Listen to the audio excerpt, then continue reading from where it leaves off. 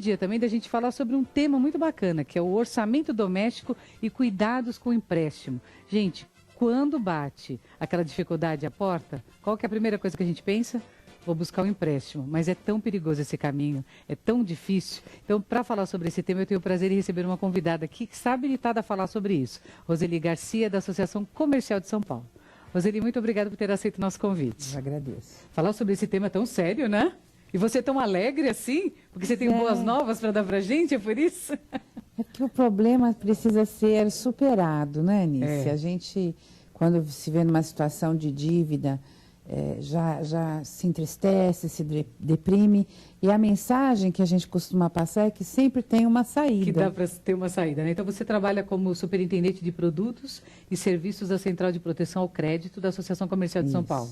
Então, você sabe tudo o que está acontecendo aí. Eu sou superintendente do SCPC, onde as pessoas que têm dívidas são registradas. Nossa, que Então, coisa, né? Mas vocês têm uma coisa assim, legal, que a pessoa chega lá com os problemas e aí vocês buscam alternativas para essas pessoas? Sim, nós damos uma orientação a esse consumidor, explicamos como ele pode tentar manejar as suas dívidas, se relacionar com os seus credores, fazer um pacto e tentar buscar o caminho do equilíbrio financeiro. E nessa época, dezembro, o que acontece? As pessoas acabam gastando mais do que deveriam, né? Sim. Aí começam com o problema agora e vão até que data? O começo do problema é março. Ah, o começo é março? Janeiro e fevereiro ainda eles não percebem o peso das prestações adquiridas. Mas março, abril e maio nós temos os picos de inadimplência do ano, que é quando começam a refletir o que as aconteceu? Prestações adquiridas em dezembro. Em dezembro, né? Mas eu acho que o Natal esse ano começou tão cedo, porque em outubro a gente já saía nas ruas, que você deve ter percebido. Já estava tudo enfeitado, então já era para começar a gastar, né? O lojista estava precisando fazer né? Giro, né?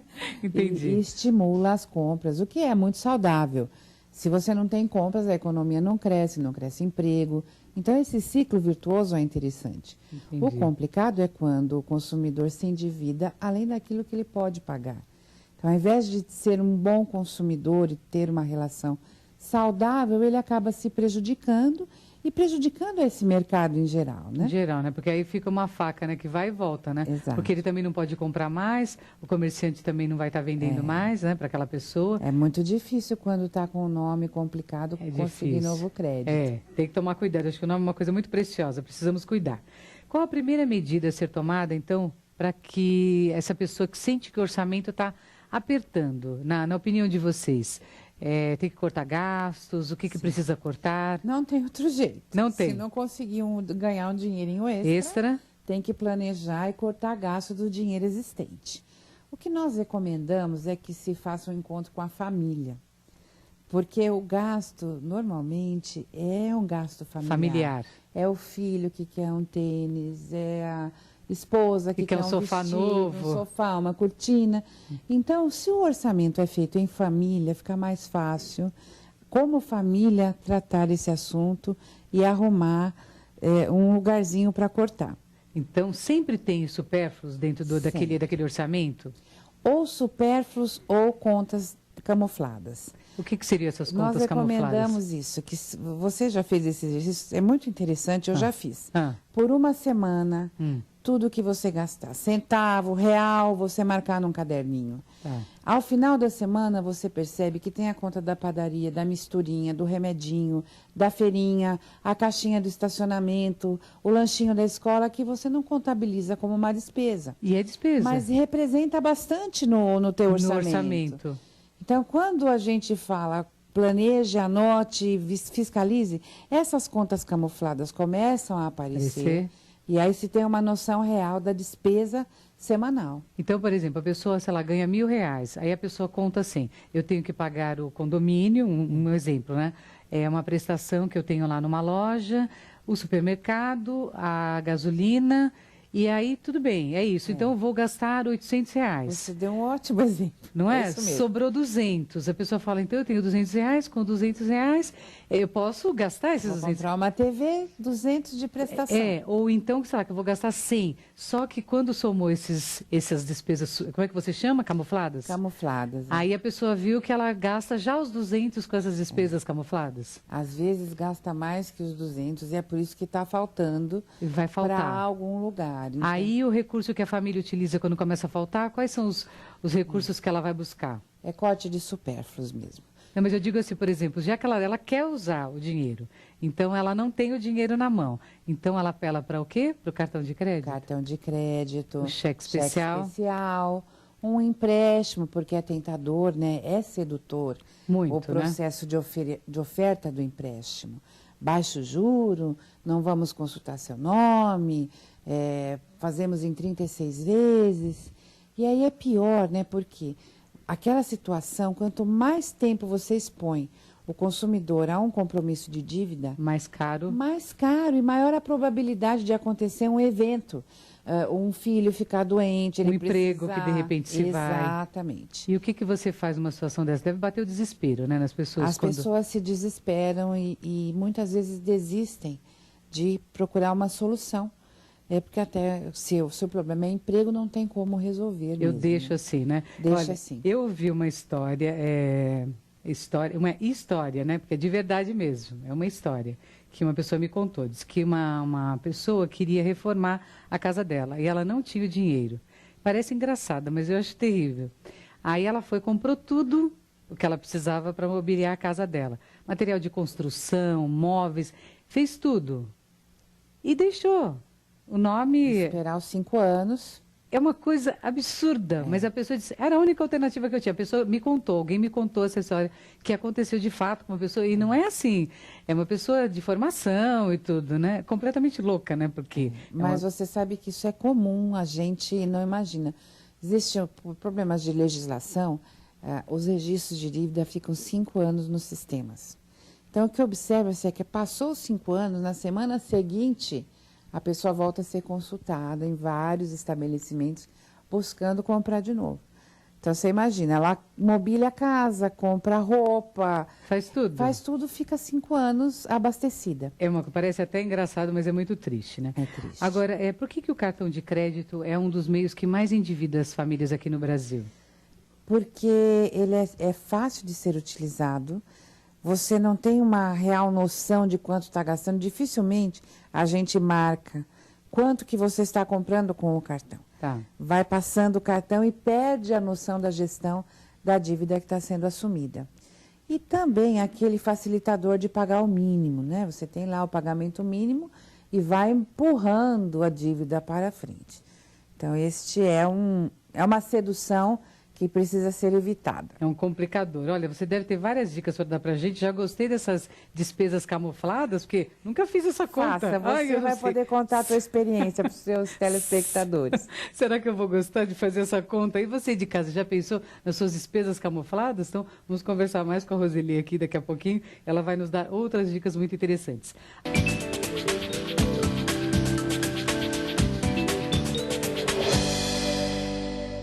De um lado, o aperto financeiro, de outro, a variedade de empréstimos que são oferecidos para todas as pessoas que estão numa situação complicada financeiramente.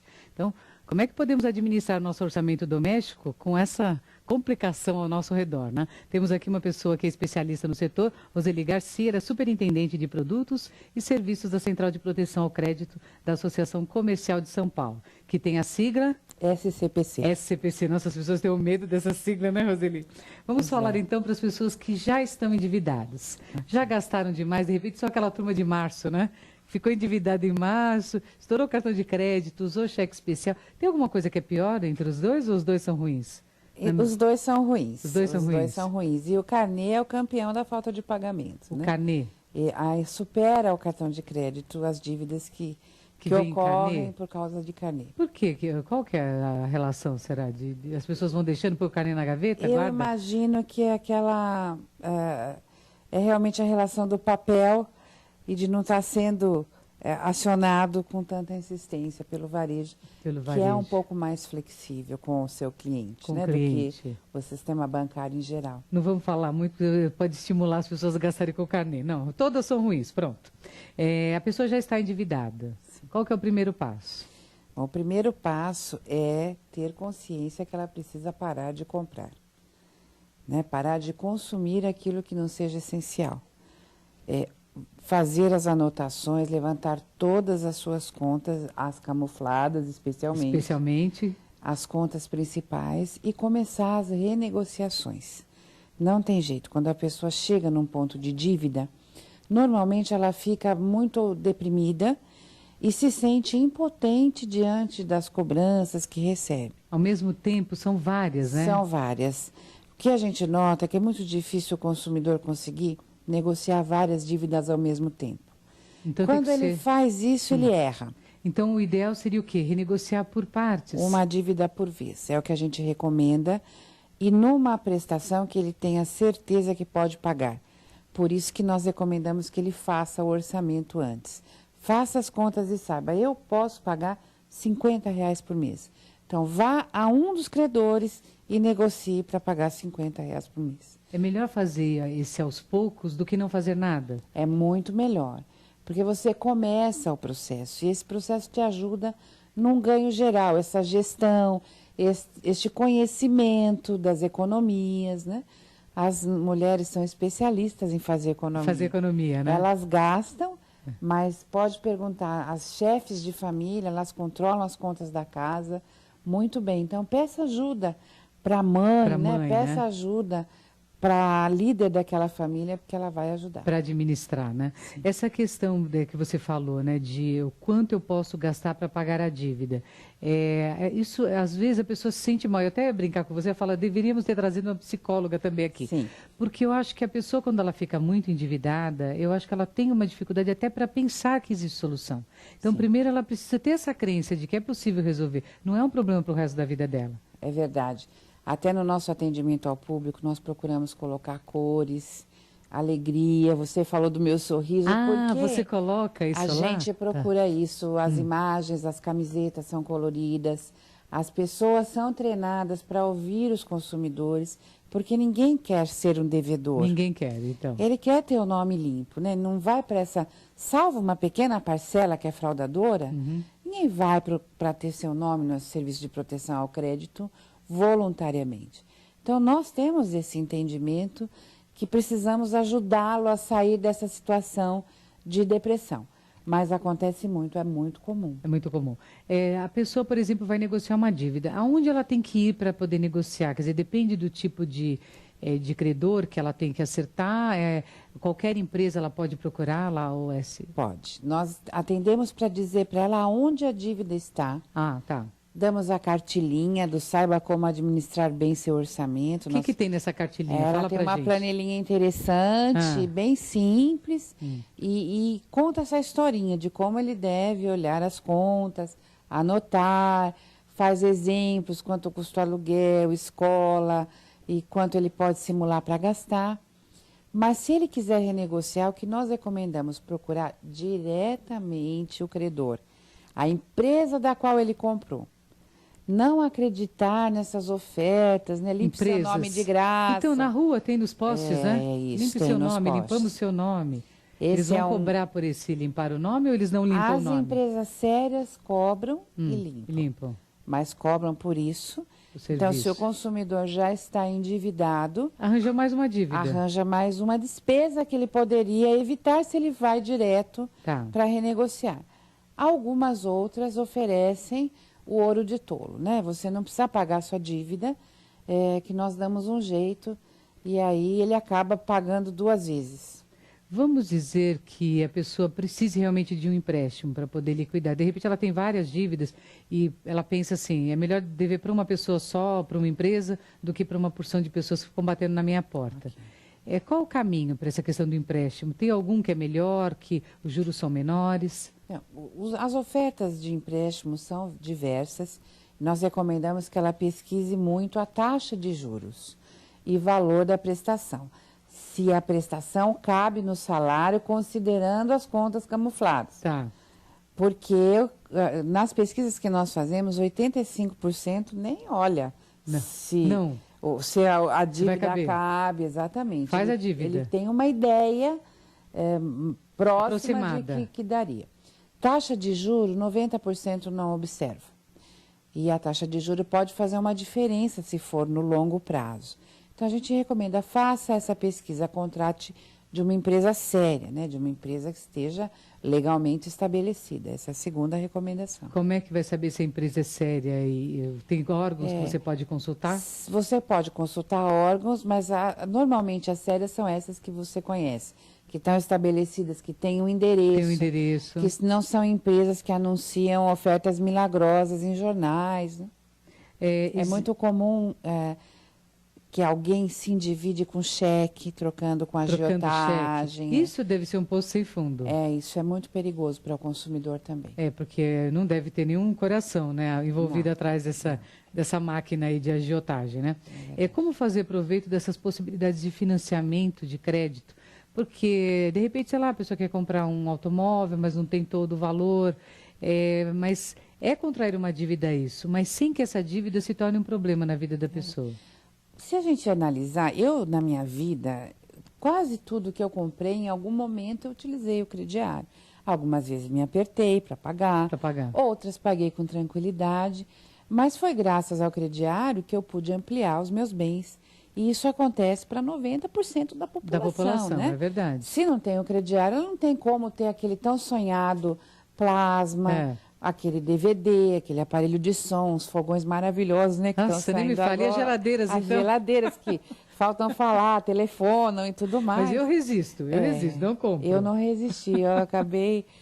Agora, isso tem que ser bom, tem que ser falado com essa alegria, né? Então, nós estimulamos que o crédito ocorra, que as pessoas comprem a crédito de uma forma consciente. Consumo consciente é super importante. Ela saiba que aquela operação que ela está realizando vai ser uma coisa boa. Não tem jeito se não for ela olhando o seu orçamento e planejando aquela compra que vai fazer. Eu me lembrei agora de uma história muito interessante em relação a essa questão de planejar. Duas pessoas, isso é verdade mesmo, duas pessoas, uma tem horror a cartão de crédito, diz que odeia, não quer saber de jeito nenhum. E a outra pessoa diz o seguinte, que usa cartão de crédito de forma inteligente. Como é que é essa história de usar o cartão de crédito de forma inteligente? Então, diz que ela abre a planilha, que é o que muita gente, hoje em dia, que tem o orçamento doméstico organizado faz, abre uma planilha e coloca lá. Eu posso gastar R$250 por mês no cartão de crédito.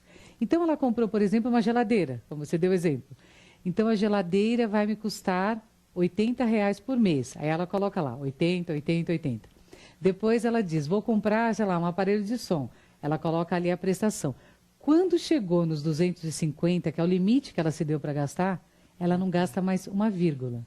Então, ela falou, eu planejo meu gasto no cartão de crédito e com isso eu consigo ter os bens que eu desejo sem precisar ter todo o dinheiro à vista. E não paga juros, porque normalmente ela faz aquelas compras de até tantas parcelas, quer dizer, também não tenho dúvidas, né? Essa coisa de comprar em 6, 8 vezes que não tem juros é uma coisa... Mas é melhor do que você fazer juros de 24, 36 meses. Sem dúvida. É isso que nós deveríamos fazer com tudo. É um modelo a ser seguido. Tá. E quando você fala que ela é organizadinha, né?